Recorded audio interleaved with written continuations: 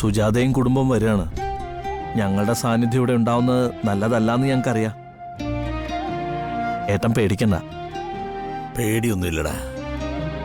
ചില സന്തോഷങ്ങൾക്ക് വേണ്ടി ചിലരെ സങ്കടപ്പെടുത്തേണ്ടി വരും. അതെന്റെ ഒരു വിധിയായിപ്പോയി. ഉച്ചയ്ക്കുള്ള ഭക്ഷണം ക്ലബിൽ നിന്നായിരിക്കുമല്ലോ. അതാ ഞാൻ വേറൊന്നും കരുതാതിരുന്നത്. പായസമുണ്ട്, വരുമ്പോ എല്ലാവർക്കും കൊടുക്കണം. കുറച്ചു മുമ്പ് ഞാനൊരു സാഹസം കാണിക്കാൻ ഒരുങ്ങി. വേറൊന്നുമല്ല, അവര് വന്നു കയറുമ്പോ വീട്ടിൽ നിന്ന് എന്തെങ്കിലും കൊടുക്കണ്ടേ എന്ന് കരുതി അടുക്കളയിൽ കയറി. കുറച്ചു നേരം തിരിച്ചും മറിച്ചും കളിച്ചു എന്നല്ലാതെ എനിക്കൊന്ന് മനസ്സിലാവാൻ ഞാനീ പോന്നു. എന്നാ പിന്നെ പായസം ഏട്ടൻ വെച്ചതാന്ന് പറഞ്ഞാ മതി. അപ്പൊ അവർക്ക് സന്തോഷാവൂല്ലോ. ആ, നീ അതകത്ത് കൊണ്ടൊക്കെ ചന്ദ്രിയെ. ഏട്ടാ, ദാ ഇതെന്താടാ? ഇതൊരു ഷർട്ടും മുണ്ടുവാ. ഏട്ടത്തിയുടെ പേരിലുള്ള ചടങ്ങല്ലേ. ക്ലബിൽ പോകുമ്പോ ഏട്ടൻ ഇത് ഇട്ടോണ്ട് വേണം പോവാൻ. നിനക്ക് വേറെ പണിയൊന്നുമില്ലേ? ജോലിയൊക്കെ ഒരുപാടുണ്ട്, പക്ഷേ ഏട്ടൻ ഒരാളല്ലേ ഉള്ളൂ.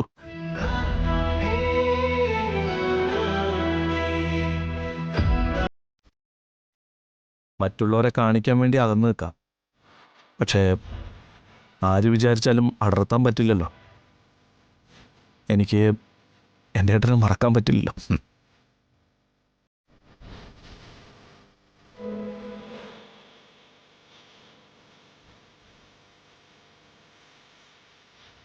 ആ ചന്ദ്രികെ, നീ ഇവനൊന്ന് പറഞ്ഞ് മനസ്സിലാക്കണം കേട്ടോ. മുതിർന്ന പിള്ളേരുടെ അച്ഛനായി, എന്നിട്ടും ഇപ്പോഴും കൊച്ചു കുട്ടികളെ പോലെ സങ്കടം പറിച്ചാലും കരച്ചിലും ഒക്കെ തന്നെയാ.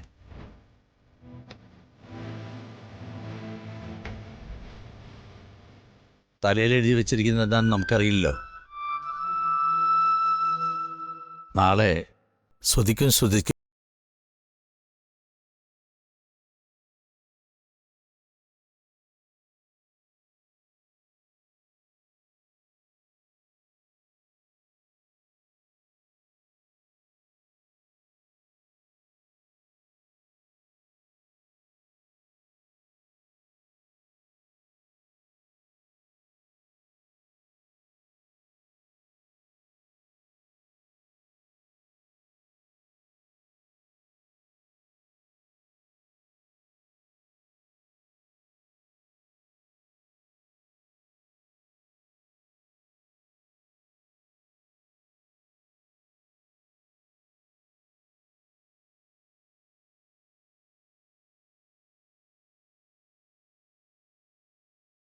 അതിനു വേണ്ടി ബുദ്ധിമുട്ടണ്ട. നെൽപ്പിലും നടത്തത്തിലും ചിന്തയിലുമൊക്കെ ഏട്ടൻ എന്നും പറഞ്ഞ് നിനക്ക് സങ്കടപ്പെടാം. പക്ഷേ നീ കൂടെ ഇല്ലാത്തതിന്റെ പേരിൽ എനിക്ക് സങ്കടപ്പെടാൻ പാടില്ല അല്ലേ? ഏട്ടാ,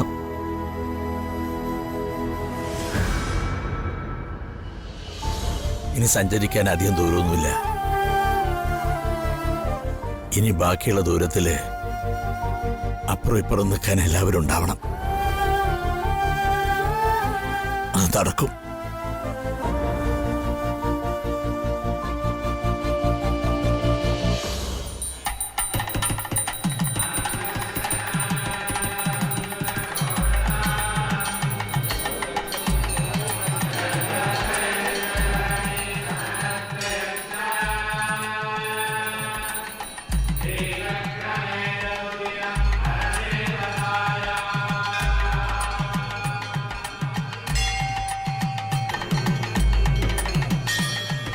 എല്ലാരും തൊഴുതു കഴിഞ്ഞില്ലേ? പെട്ടെന്ന് പോയി വണ്ടി കയറൂ.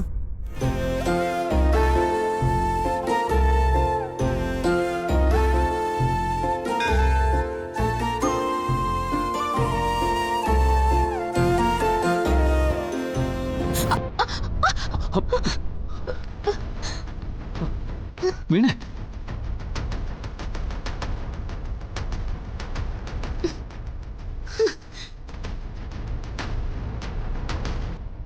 എന്റെ ദേഹത്തോടെ ആരാ പറഞ്ഞേ? കൂടുതൽ സെക്യൂരിറ്റിയുടെ ആവശ്യമൊന്നുമില്ല.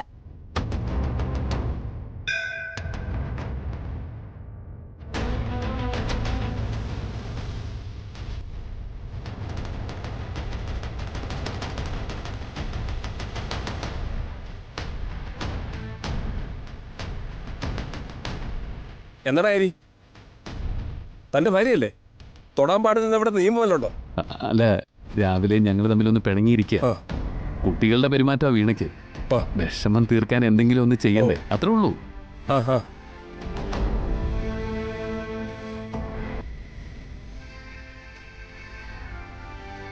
എടാ, കിട്ടുന്ന അവസരത്തിലൊക്കെ അവള് നിന്നെ നാണം കെടുത്തുകയാണല്ലോ. അവൾ ചെയ്തോട്ടെ അമ്മാവ, ഞാനതൊരു വൈരാഗ്യമായിട്ട് മനസ്സിൽ സൂക്ഷിക്കുന്നില്ല. ദൈവത്തിന്റെ അനുഗ്രഹം ഉണ്ടെങ്കിൽ ഈ യാത്ര കഴിയുന്നതോടെ എല്ലാം ശരിയാ. അമിതമായി ഒന്നും പ്രതീക്ഷിക്കണ്ട. വല്ലപ്പോഴും ഒരു സന്തോഷത്തിന്റെ നിമിഷം വീണ് കിട്ടിയാൽ അത് നമുക്ക് ആശ്വസിക്കാം. അത്രയാണ് ദൈവം നമുക്ക് നീക്കി വച്ചിരിക്കുന്നതെന്ന് കരുതാം. അമ്മാവ, ആ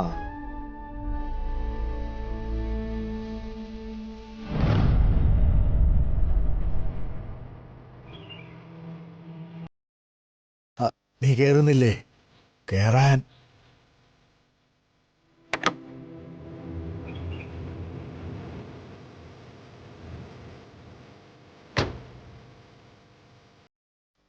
ഹരിയേട്ടൻ, വീണേച്ചിയുടെ സീറ്റ് ഇരിക്കേ.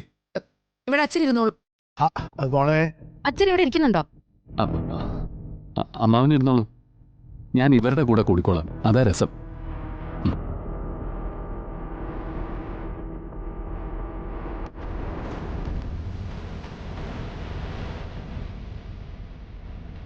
ആളുകളെ അപമാനിക്കുന്നതിന് ഒരതിരൊക്കെ വേണം. നാണം കിടാൻ തുനിഞ്ഞ് ഇറങ്ങിയിരിക്കല്ലേ, അപ്പൊ അനുഭവിക്കട്ടെ.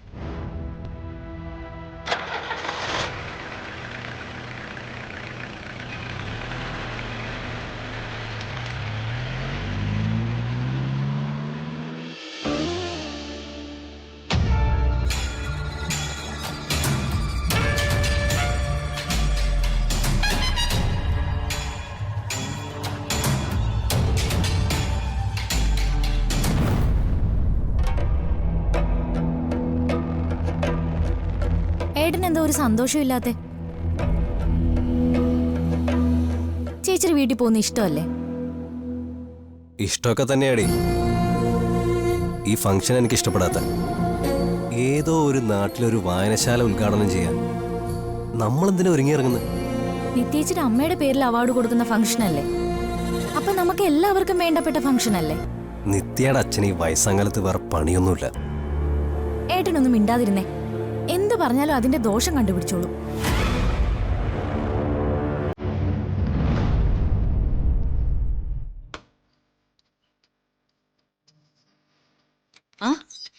ഹായ്, എങ്ങോട്ടെങ്കിലും യാത്രയാണോ? ஆமா, நித்யா மேடத்தோட நாடுல ஏதோ பெரிய ஃபங்க்ஷன் இருக்கு. எல்லாரும் ரெடி ஆயிட்டே இருக்கு. എന്നിട്ട് ആന്റി ഒന്നും പറഞ്ഞില്ലല്ലോ. എല്ലാരും പോകുന്നുണ്ടോ? ஆமா, எல்லாரும் போறேன், நானும் போறேன். ഓക്കെ. சரிம்மா.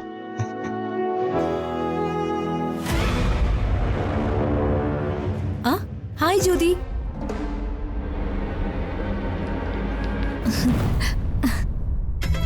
സാറ, ഇരിക്കെ.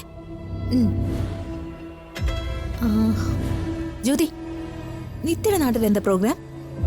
അവിടെ ഒരു ഫംഗ്ഷൻ ഉണ്ട്, ഒരു വായനശാലയുടെ ഉദ്ഘാടനം. വായനശാലയുടെ ഉദ്ഘാടനോ? അതൊക്കെ കുറച്ച് കലയെ ആസ്വദിക്കുന്നവരല്ലേ പോവാ. ഇതിപ്പോ പരമ ബോർമാരെല്ലാരും ഉണ്ടല്ലോ.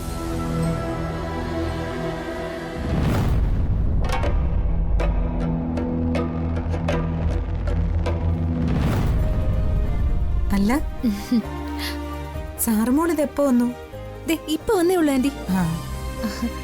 നേരത്തെ എന്നോടൊന്ന് പറഞ്ഞിരുന്നെങ്കിൽ ഞാനും വരുമായിരുന്നല്ലോ നിത്യയുടെ നാട്ടിലേക്ക്. അതിനെന്താ, മോള് പോയി റെഡി ആയിക്കോ. എന്നിട്ട് ഞങ്ങളുടെ കൂടെ പോന്നു. ഇല്ല ആന്റി, ഇന്ന് എനിക്ക് കുറച്ച് തിരക്കുണ്ട്.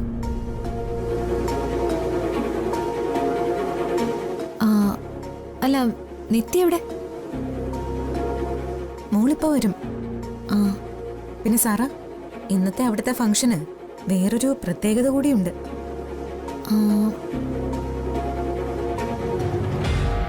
ഇന്നത്തെ അവിടുത്തെ ഫംഗ്ഷൻ ഉദ്ഘാടനം ചെയ്യുന്നത് വലിയൊരു മനുഷ്യന്. ഓ, അതാരാ ആന്റി?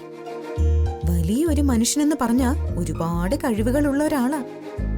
നല്ല കുടുംബസ്ഥനാണ്, നന്നായി സ്നേഹിക്കാൻ അറിയാവുന്ന ഒരാളാണ്, എല്ലാ മനുഷ്യരോടും ഒരുപോലെ പെരുമാറാൻ അറിയുന്ന ഒരാളാണ്. ഇനി രാജ്യത്തിന് തന്നെ അയ്യോ പറഞ്ഞോടത്തോളം മതിയോടൂ. ഇനിയേ ബാക്കിയൊക്കെ ഞാൻ പറഞ്ഞോളാം. ആ മഹാഭാഗ്യവാൻ ഞാൻ തന്നെയാണ്. അച്ഛനോ? അച്ഛനാണോ ഫംഗ്ഷൻ ഉദ്ഘാടനം ചെയ്യുന്നേ? ഇതെപ്പോ സംഭവിച്ചു? ആ കമ്മിറ്റിക്കാര് കുറച്ചു മുൻപ് വിളിച്ചതേ ഉള്ളൂ. അച്ഛൻ ചെല്ലുന്നുണ്ടെന്ന് അറിഞ്ഞപ്പോ ആ കമ്മിറ്റിക്കാര് അങ്ങനെ ഒരു തീരുമാനം എടുത്തതാ. അതായത് വീട്ടുകാർക്ക് വിലയില്ലായിരിക്കും, പക്ഷേ അതിർത്തി കാക്കുന്ന ഒരു പട്ടാളക്കാരന്റെ വില എന്താന്ന് അന്യ നാട്ടുകാർക്കൊക്കെ നന്നായിട്ട് അറിയാം. ഏട്ടൻ കേട്ടില്ലേ അച്ഛനോട് എന്താ ഒരു കൺഗ്രാറ്റ്സ് പറയാത്തത്? ജീവന് എന്ത് കേട്ടാലും ഒരുപോലെയല്ലേ?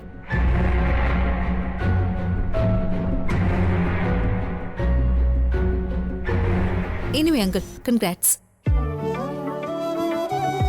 അങ്കിളിന്റെ പ്രസംഗമൊക്കെ ഉണ്ടല്ലേ? പട്ടാള കഥകൾ പറയാൻ പാടില്ല എന്ന് ഞാൻ പറഞ്ഞിട്ടുണ്ട്. ബാക്കി എന്ത് ഞാൻ സഹിച്ചു.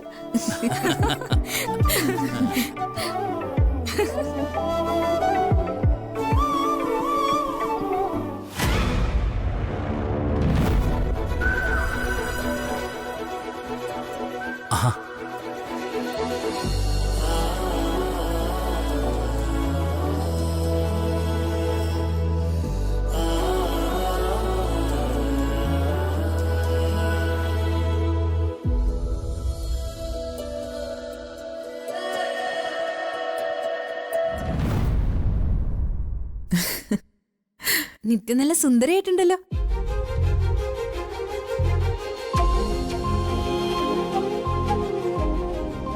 നാട്ടിലേക്ക് പോകുന്നു പറഞ്ഞ എന്റെ മോളുടെ മുഖത്ത് പെട്ടെന്നൊരു വെട്ടം വീഴും. ഈ ബ്ലൗസ് തയ്ച്ചത് എവിടുന്നാ? ഗിരിയുടെ കടയിന്നാ? ആ അത് പറ. ഗിരിക്ക് പെണ്ണുങ്ങളുടെ മനസ്സറിയാന്ന് പറയുന്നത് വെറുതെ അല്ല. എന്ത് കൃത്യമായിട്ട് സ്റ്റിച്ച് ചെയ്തിരിക്കുന്നത്.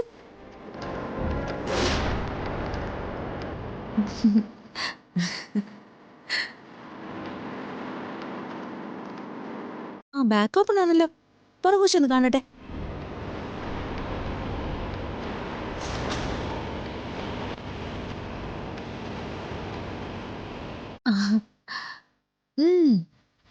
ബാക്ക് ഓപ്പൺ എല്ലാവർക്കും ചേരാറില്ല, പക്ഷേ നിത്യക്ക് നല്ല ചേർച്ചയുണ്ട്.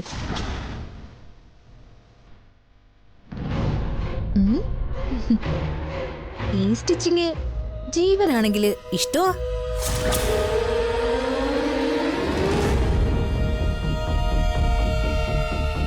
ആര് പറഞ്ഞു? എന്റെ ആന്റി നിങ്ങളുടെ മുമ്പിൽ കിടന്ന് വഴക്കിടാറുണ്ടെങ്കിലും ഇടയ്ക്കൊക്കെ ഞങ്ങള് നല്ലോണം സംസാരിക്കാറുണ്ട്.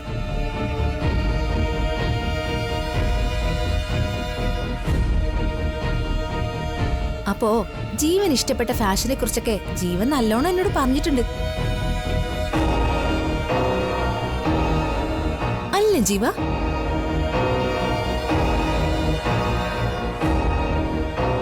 മോൾക്ക് ഒട്ടും ഇഷ്ടം ഉണ്ടായിരുന്നില്ല ബാക്ക് ഓപ്പൺ തയ്ക്കാൻ.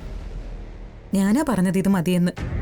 കണ്ടോ, മോന്റെ മനസ്സ് നന്നായിട്ട് അറിയാം. അതാ ആന്റിക്ക് നിർബന്ധിച്ച് ചെയ്യിക്കാൻ തോന്നിയത്. നിത്യമോളെ, മോനെ, നിങ്ങൾ രണ്ടുപേരും പോയി പൂജാമുറിയിൽ പ്രാർത്ഥിച്ചിട്ട് വാ, നമുക്ക് ഇറങ്ങാം.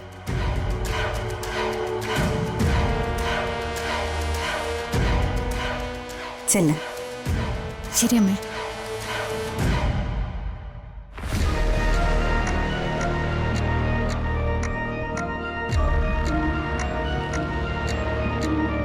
അല്ല, അവിടെ ഇനിയിപ്പോ വല്ല മഴ പെയ്ത എന്ത് ചെയ്യുന്നു? ജീവൻ,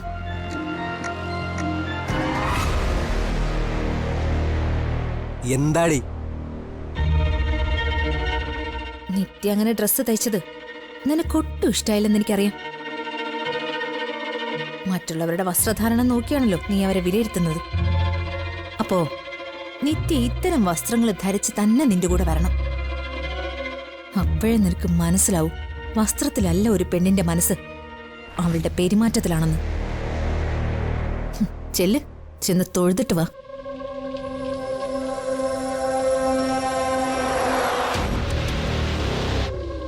നിന്നെ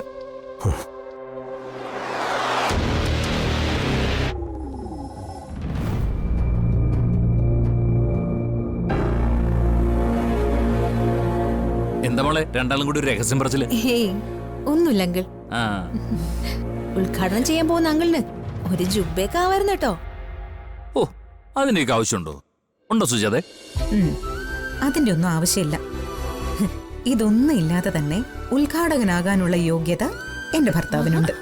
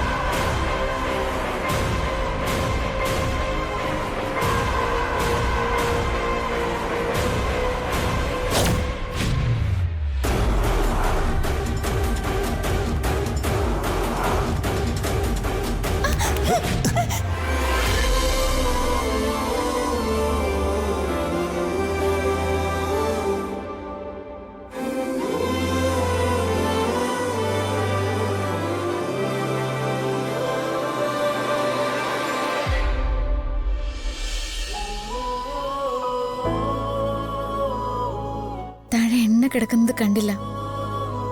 സാരമില്ല, എന്തു വന്നാലും ഞാനുണ്ടല്ലോ. അയ്യോ, പൂജാമുറിയാ. അയ്യോ, സാരി മുഴുവൻ എണ്ണയായല്ലോ. അയ്യോ, സാരി മുഴുവൻ എണ്ണയായല്ലോ. അച്ഛനും അമ്മയൊക്കെ താഴെ കാത്തിരിക്കുക. ഇനിയിപ്പോ എന്തായാലും ഇതെടുത്ത് പോകാൻ പറ്റില്ല. താമോയി പെട്ടെന്ന് മാറ്റിയിട്ട് വാ. ചെല്ല. അമ്മയ്ക്ക് വളരെ ഇഷ്ടപ്പെട്ടതായിരുന്നു. എന്ത് ചെയ്യാൻ പറ്റും? താൻ നാട്ടിലേക്കല്ലേ പോകുന്നത്? സുന്ദരിയായിട്ട് പോണ്ടേ? പോ, ചെല്ല. എന്നാലും ഇതെങ്ങനെയാ? പോയി മാറ്റിയിട്ട് വാടോ. ഏത് ഡ്രസ് ഇട്ടാലും താ സുന്ദരിയാ. ചെല്ലേ.